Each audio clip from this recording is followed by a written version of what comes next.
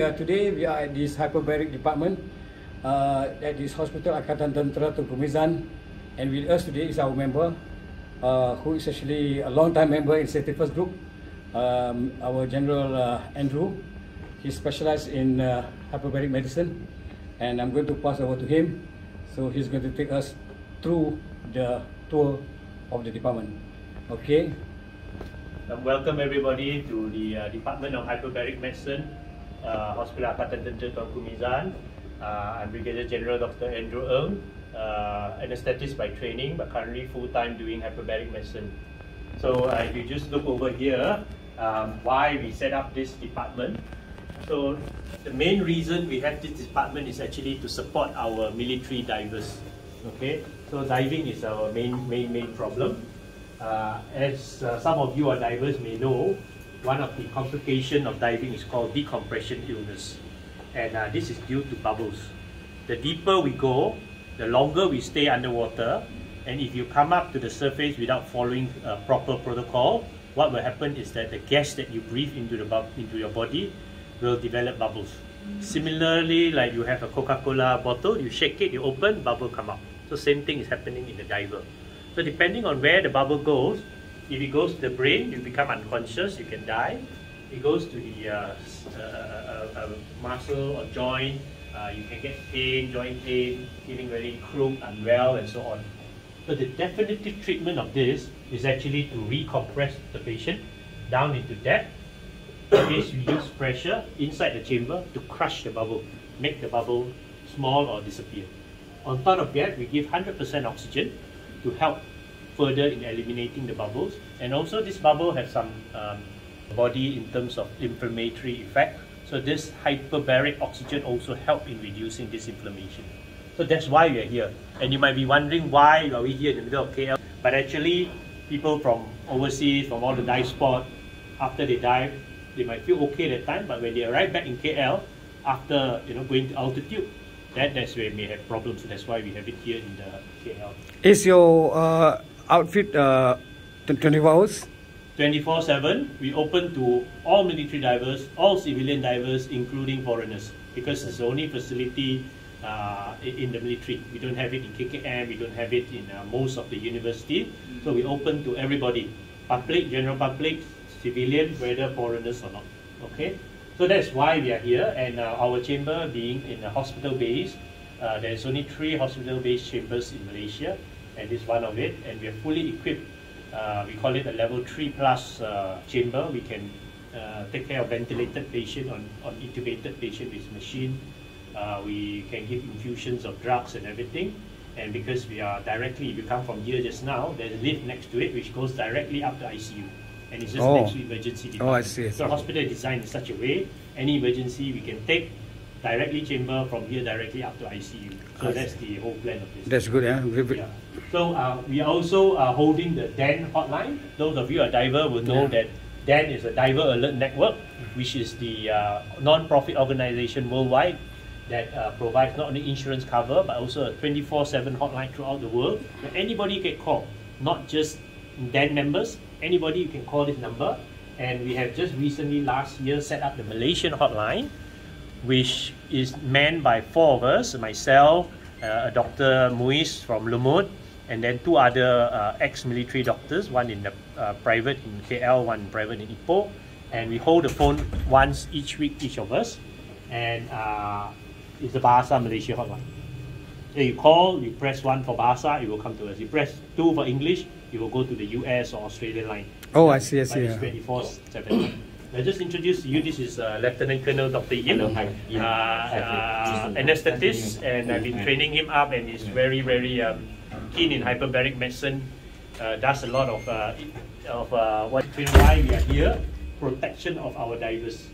Okay, but having said all that, diving emergencies are relatively rare. In a year, maybe I get less than 10 cases of divers.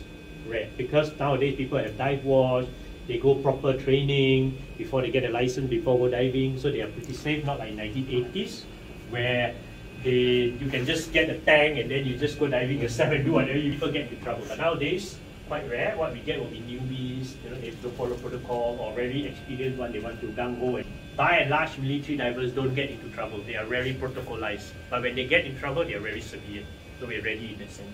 So because of that, we also use it for other purposes, which is the other part of hyperbaric therapy. So we have the diving medicine. This is clinical hyperbaric.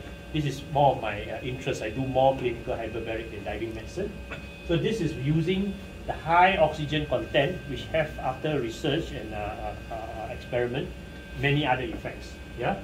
So we follow pretty strictly what we call UHMS guidelines or indication. UHMS is the largest hyperbaric society in the world, undersea and diving medical, undersea and hyperbaric medical society in US, and they publish every 5 years. This is edition 14. The new one is coming out in a couple of months.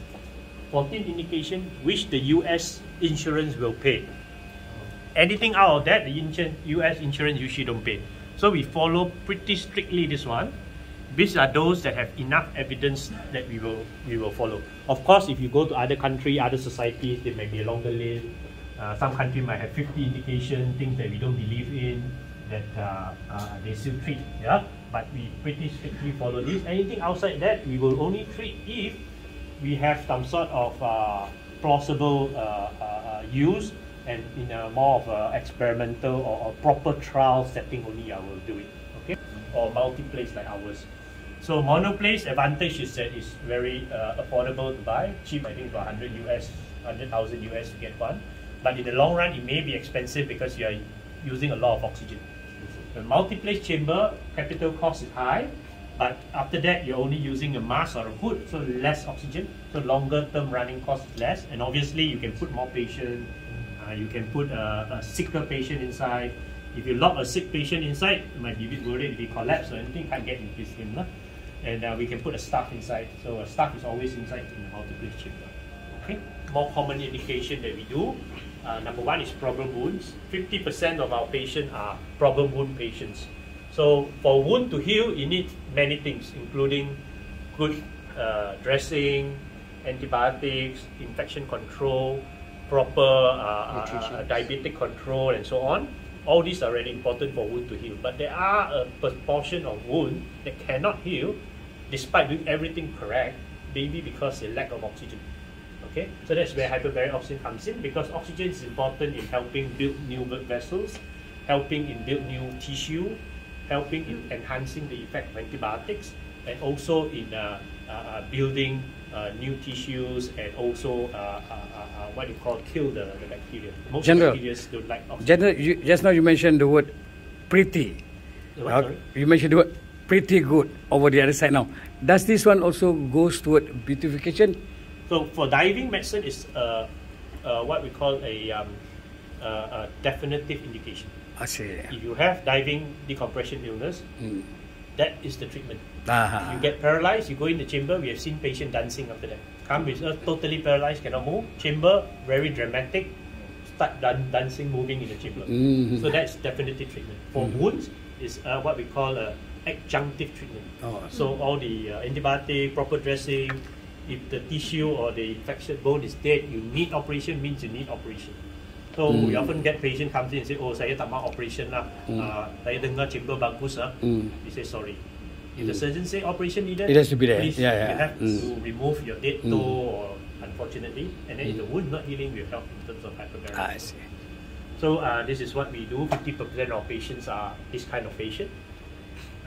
Carbon monoxide poisoning is rare, but a little bit more sort of dramatic. A year, maybe we get 5 to 6 cases, either accidental or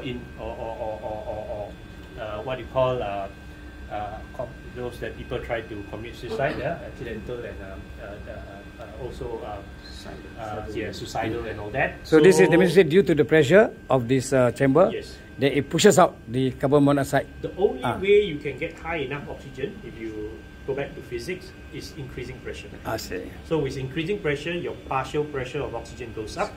So you breathe in through the nose, go to your lung, get diluted into your bloodstream at a very high level. And then the monoxide in a way push it out. And your blood vessel, your what you call your heart, and your pump, your circulation will push the oxygen. So there is no point in, if you have a wound and covering your leg with high pressure, Just for that, you can't diffuse oxygen through the skin. Otherwise, you don't need the nose. The only way is through the nose and mouth. You need to breathe in through the lung. So its pressure is to increase the concentration or the amount of oxygen inside. So you have to increase the pressure to get more and more oxygen. Okay? Alright. So that's carbon monoxide. Dr. Yim, a lot of experience. You've done 5 or 6 cases of severe patient in ICU, intubated and so on. How come they come early? If they are late, then they already have damage to the tissues and organs and the big body. Our largest chamber in Lumpur is a 3-compartment chamber. They even have a toilet inside. And then it can take up to 12 patients. This is in Lumpur, our Institute of Hyperbaric and Underwater Medicine. This is mine here, and then we have one in another hospital-based one in Hospital Tentera Wilayah KK in Sepangga, the submarine base. This is pretty modern. They have TV inside. That means to say, General. Major General. Very soon. Okay. Okay, Doctor. That means to say that once they go into the chamber, right? That means there would definitely be a specific time. Yes. Yeah, time frame. That means to say, let's say 7 hours. So that's why you need the so-called toiletry facilities and all that, right? Yes. So how long is the longest? For hyperbaric doctors, we consider oxygen as our drug. Okay. So like any drug, say Panadol, there is a dose, there is a duration, and there is a number of times you take and so on.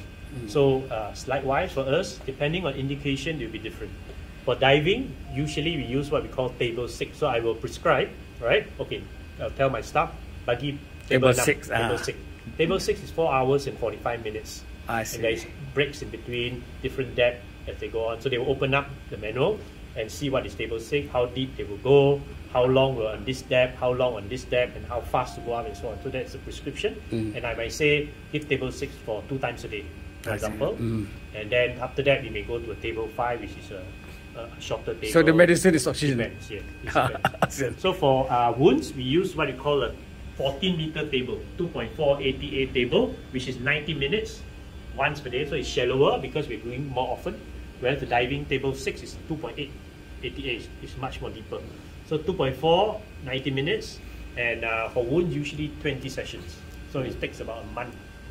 Is different. Again, General, now say a patient comes in for wound, and another patient comes in for something else. I mean, definitely they have a wide range. Okay. Now you've got the chamber here, right? Yes. So do they come in all go at one shot? Yes. Or? So if it's multi-place chamber like here, like mine, I can patients. So we can have 8 different patients with different indication inside. And we run 2 sessions a day because of limitation of staff. If I have more staff, I can run 3 or 4 sessions. And they will come daily. So we will keep track how many sessions you have. So wound patient in a month time, in between somebody else will come in maybe for a carbon monoxide, which is only usually 3 sessions within a day. So pictures here. This is from visits. This lady here is famous because she is one of the twin that survived. If you remember, about 3-4 years ago, four friends just finished their bachelor degree in pharmacy. I think 4 pharmacy friends. They went to Pulau Jerejak, Penang for a trip, driving the old Honda Odyssey car, and then they were feeling a bit tired after the trip. They stopped somewhere in Sungai Petani or Kulim or something at a petrol station. Father contact them. Later at 12 midnight, it was found 4 of them already unconscious in the car. 2 died on the scene, carbon monoxide poisoning. The twins survived. 1 sent to Lumpur, 1 sent here. Unfortunately, the one in Lumpur passed away after first session of hyperbaric. Here, she did about 4 or 5 sessions hyperbaric, collapsed a few times, resuscitated and everything, but she's now well, and she just got married about 6 months ago. So, yeah. Okay, come. We're now approaching the chamber, the hyperbaric health chamber of hyperbaric medicine of Hospital Angkatan Tentera Tengku Mirzan, which is headed by Brigadier General Andrew, Dr. Andrew, who is giving us a walkabout and also a small talk on the whole thing. So we have over here is a 2-compartment multi-place chamber, 8 men in our main treatment chamber and 2 men in our entry chamber. Over here is a control panel. So 8 plus 2 means maximum we can treat 8 patients. And you can see over here in the CCTV, this morning we have 6 patients. Some of them are on oxygen mask, some are on oxygen hood, depending on their preference. Over here is a control panel. On the far left is the very important fire fighting equipment. So first safety, because that's first oxygen. We are triple redundancy. Yeah. We not only have manual, we have automatic fire delarge and so on. We do annual drills on fire safety because we're dealing with 100% oxygen. And like Dato always try to remember the triangle of fire. This one, the oxygen is so high that just a spark and it will explode. We don't want it to happen, never happened in Malaysia. So a few things, patient will change to our clothes, no pocket, so that they don't accidentally bring anything in. 100% cotton, so there's no static electric. And then with this all fire redundancy, if anything happens, it will flood the chamber about halfway. They will wet until half of the time. With water. Yes. You're using what sprinkler? No, inside there is sprinkler, handheld, and also automatic water delarge. Under here we have a pressurized water tank. The moment you press the button, within about a minute, the whole thing will something like water dew lah. Yes. Water mist. Once a year when we do our drills, it's quite fun. We all come with our swimming pool. You come out wet. Yes. So over here is our communication. We have manual, air-powered phone and also automatic. They can hear us inside. We just need to press video, obviously, audio visual. And then we have this here is our manual control of the compression of the chamber. But most of the time we use our automatic control. We just press the button and it will do its compression. So it's now at 14 meters depth, 2.4 atmosphere. So 14 meters depth now, yes, 2.4 atmosphere. So patients are on wound.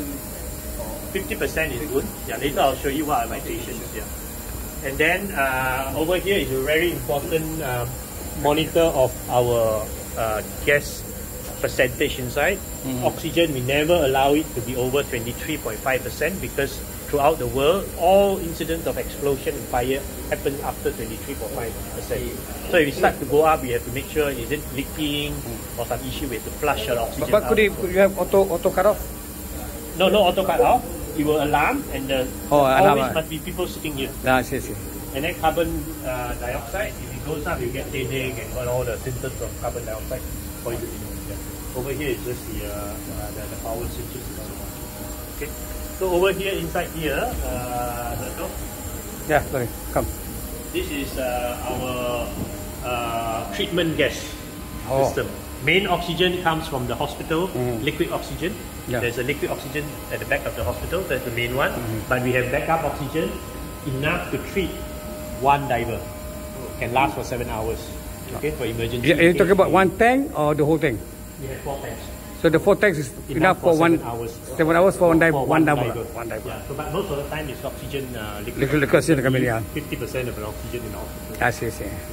And over here is the breathing apparatus like the bomba. Firefighting, So if there is fire, firefighting, they cannot leave the patient. So our staff will wear this so that they can continue to operate the chamber in smoke and oxygen.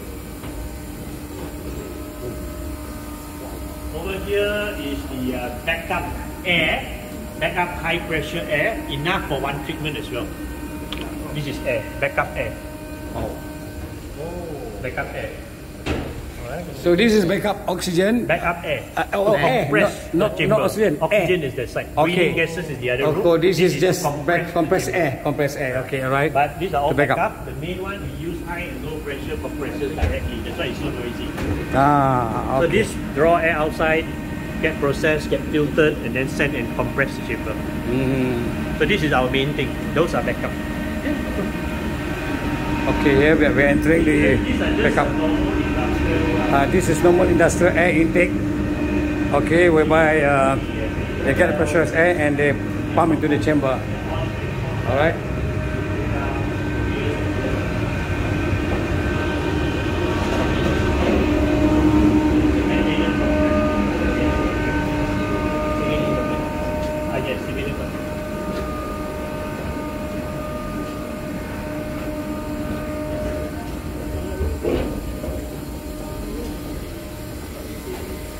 This is a bit of occupational hazard.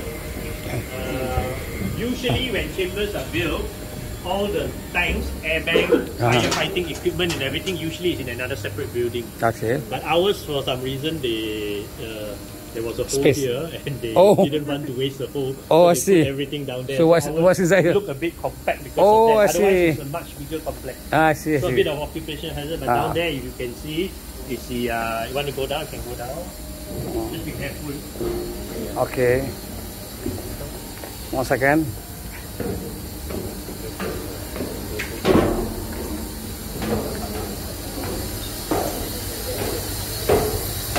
So this too is the pressurized water tank, which will flood the chamber. Every morning they must come down and check, make sure water level enough, pressure enough. Those two are the air banks. I see. So that's now the compressor.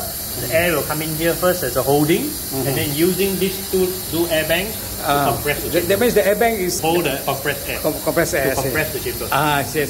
Then this is the what they call air dryer and air filter. Okay. Yep. And we have our aircon, environmental control unit, to maintain the fresh temperature inside the chamber. So this one, this so-called, Okay.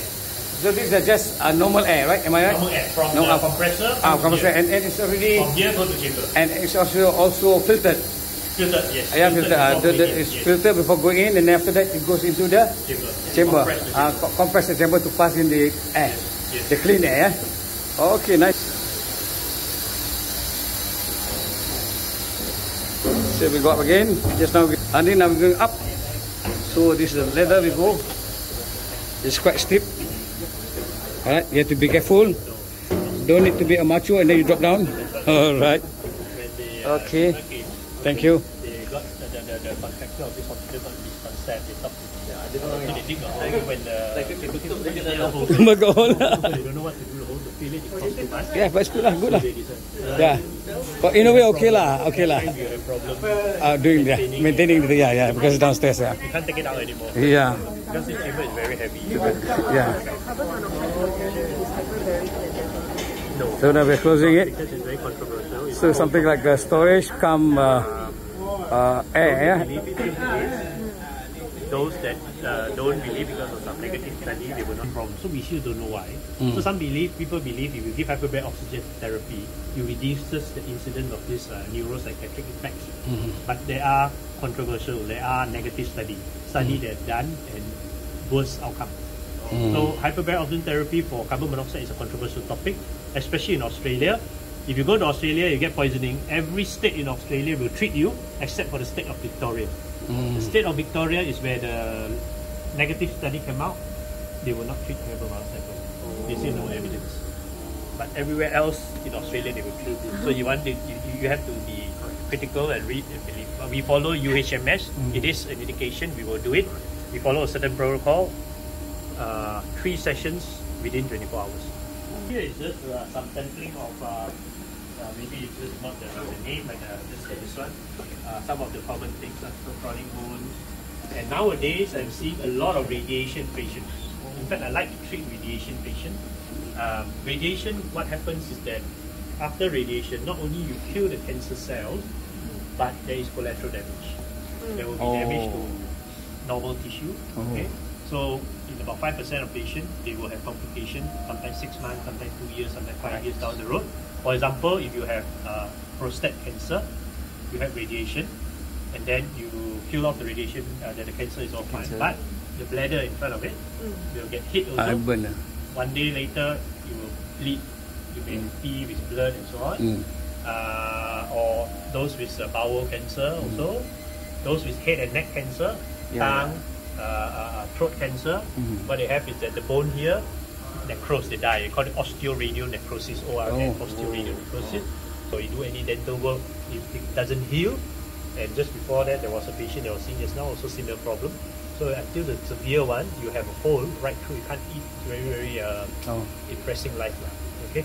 So hyperbaric oxygen therapy is an adjunctive treatment, but personally for me, it's a definitive treatment for radiation, because nothing else will change the damage that radiation have done except for hyperbaric oxygen therapy. So again, high oxygen level, involvement of inflammatory problem, involvement of stem cells and so on. You build new blood vessels, you build new tissue, and hopefully that will help in the healing, reduce bleeding, and success rate about 60-70%.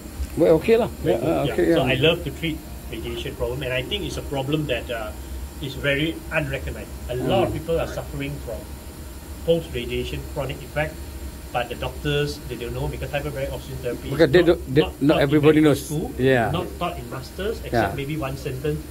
You may consider hyperbaric oxygen therapy for radiation cystitis, for example. Radiation cystitis is a bladder, very inflamed, touch, bleed, and sometimes they bleed until they get clot. It's an emergency, they can't pee. And some people, they have other symptoms like pain, they cannot control, they get incontinence, so they become very depressed, they can't go out shopping and everything.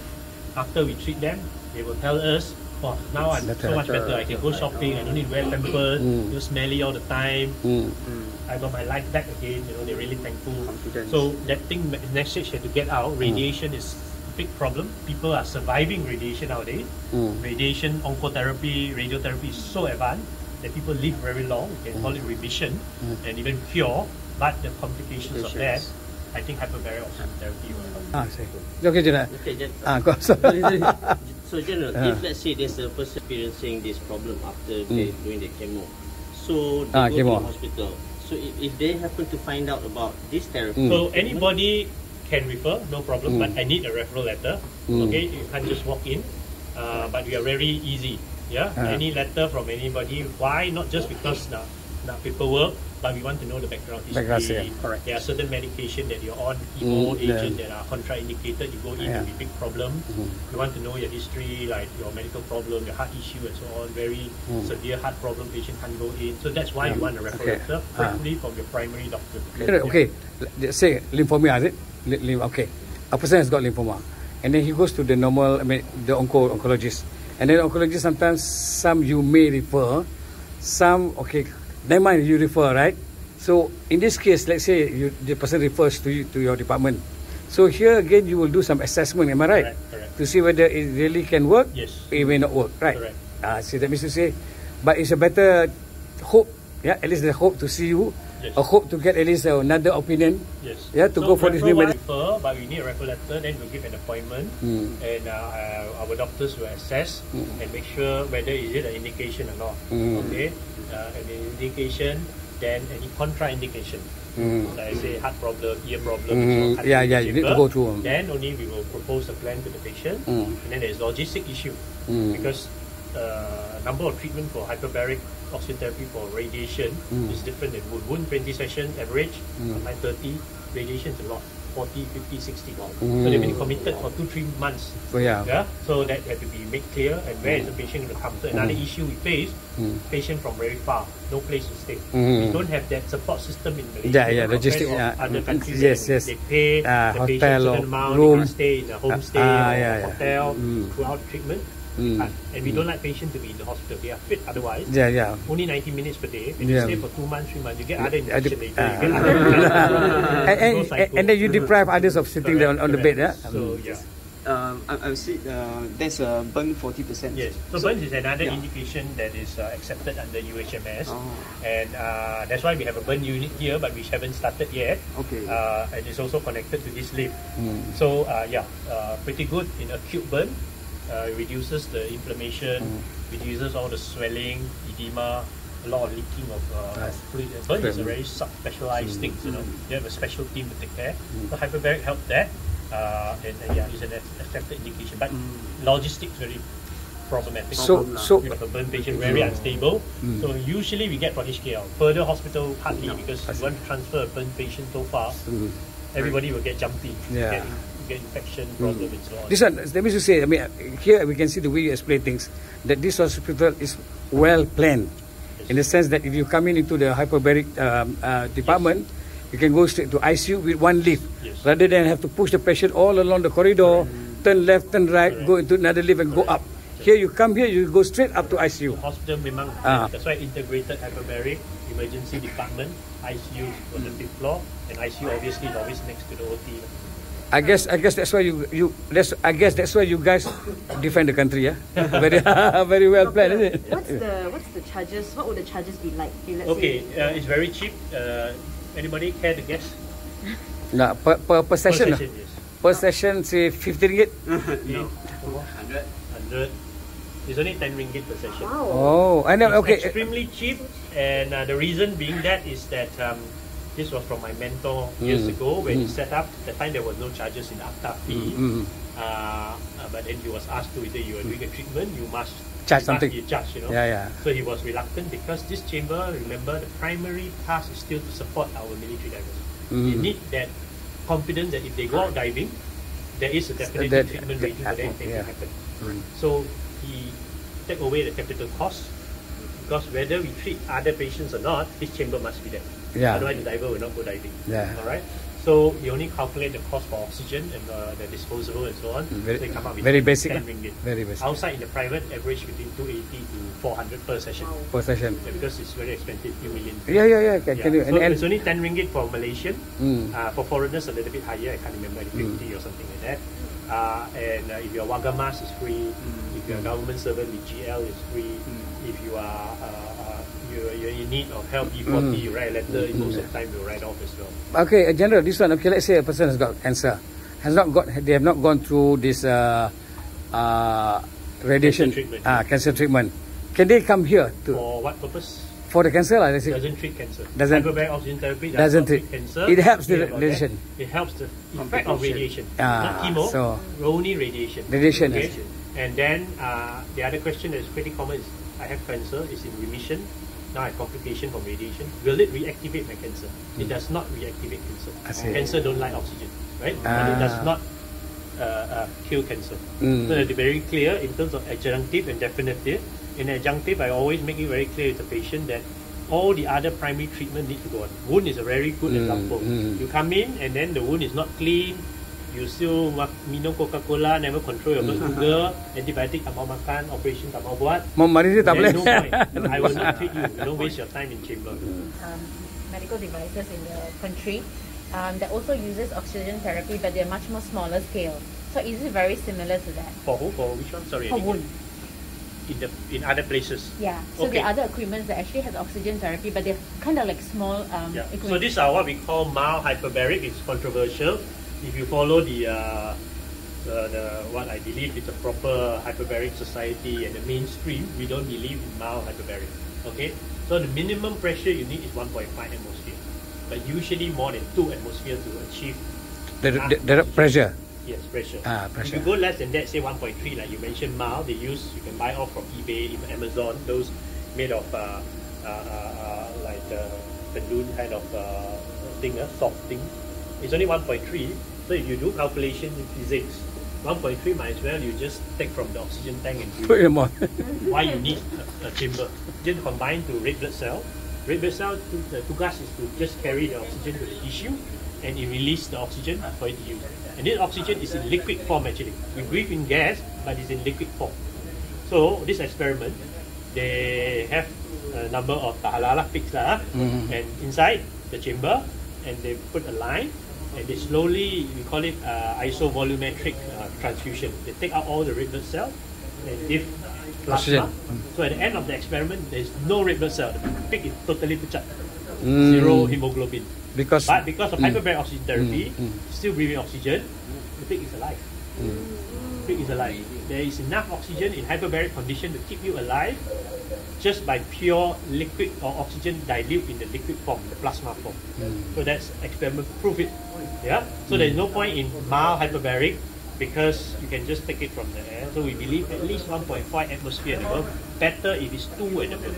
So majority of our patients, 50% of our patients are problem wounds patients. Those are hypoxic wounds, diabetic foot ulcers and so on. 30-40% are radiation related, chronic radiation or delayed radiation injury, and then the rest are diving, carbon monoxide poisoning, hearing loss is also something that is coming up very frequently. This is called idiopathic sudden sensory neural hearing loss, painless, sudden onset within a week or so, usually one side, can be both sides, and earlier you treat hyperbaric, there are about 60-70% chance of improving, you get at least some good hearing back, no need to wear hearing aids. How about sleep apnea? No, it doesn't change. Sleep apnea is because of obstruction of your upper airway. So nothing to do with weight loss or some tissue there, you need to do some operation. or you need special machine to open up the airway. That's it. I've seen some of the patients inside there with a full face and also some with a mask. Any differences? So it's just preference. So because this is a multi-place chamber, I understand that the whole environment is air, not oxygen. It's compressed with air, which makes it safer. Instead of monoplace, the whole thing is oxygen. So this is air, then you only breathe oxygen through a breathing apparatus. I see. So breathing apparatus, you have two types. Either a free flow mask, like you saw. Some patients cannot tolerate that. Some people don't like things pressing the face. Some people have abnormality like radiation, cancer patient. They may have operation, there's a hole there or something they can't wear properly. Oxygen will be leaking out, so you can use a hood. So it's a hood, not a full face mask. This is a hood. So with a rubber seal, airtight so that airtight, so it's oxygen. And we also use that for children. Children, we don't have children mask, so the whole kids go inside. We put the seal up to the tummy, and then we cover the whole body, hands inside and everything for the kid. The youngest we have treated is 8 months old. Wow. The oldest we have treated 80 over years old. Oh, so the pediatrics also. For burns, the one was a burn patient 8 months old. How about those on bedridden? So bedridden, our chamber we can remove the chair and we can put 2 lying down patients. We have stretchers that we can put in, remove the chair. So it's just like an aircraft lah. Passenger aircraft you got to remove. The big chamber nowadays, the one that I'm most jealous of is the one in Thailand. Thailand. They have a rectangular shaped chamber. Oh. So rectangular is hard to build because and it looks like a roof. It's huge. You can put 2 ICU beds inside. Mine, you want to put ICU bed, susah. There's also stretcher. Yes, so it's 4 compartment. They can do research in one compartment. They can treat divers in another compartment. They can treat normal patients. Don't catch out the emergency case in another compartment. So that's my wish. If one day can have, is from here all the way jutting out 4 chambers, rectangular, very nice space and so on. Then you can treat more patients. So for each treatment in the multi-place chamber, we need a minimum of 4 staff. We call it DMA, Diving Medical Assistant. They are either paramedic or nurse that have gone through 2 months of training in our Institute of Hyperbaric Medicine in Lumpur. And they are trained to be either a chamber operator, a timekeeper, or inside tender. We call it inside tender is the DMA that goes inside, be with the patient. They know what are the complications to look out for, what are the side effects. And they are practically diving every day. They don't breathe oxygen, they breathe 90 minutes of air. So they are like any diver, except they don't get a risk of drowning. And then there's one more runner outside. If there is an issue, the operator and timekeeper must not leave the control panel. So it's the runner that need to go and make any phone calls or call for help and so on. So minimum 4 to run. So because my staff is only 7, I cannot run more than 2 sessions per day. That means you say like the service interval and what follow lah. Yeah, they have also. Surface interval. So these are the... Okay, this one is the medical lock. It's same like our entry lock the side. Basically, once you're locked in, it takes time to decompress. So if the patient need any medication or need any food or anything, you get hypo, we actually pressurize this mini chamber.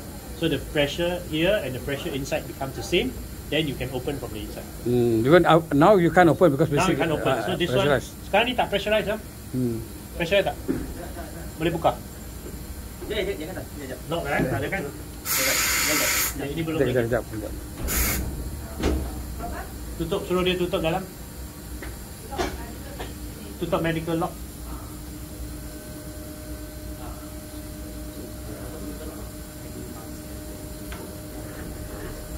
So likewise, the same thing over the other side, the entry chamber. Say the patient become unwell, need medical assistance, or want to take the patient out, we will jump into the entry lock.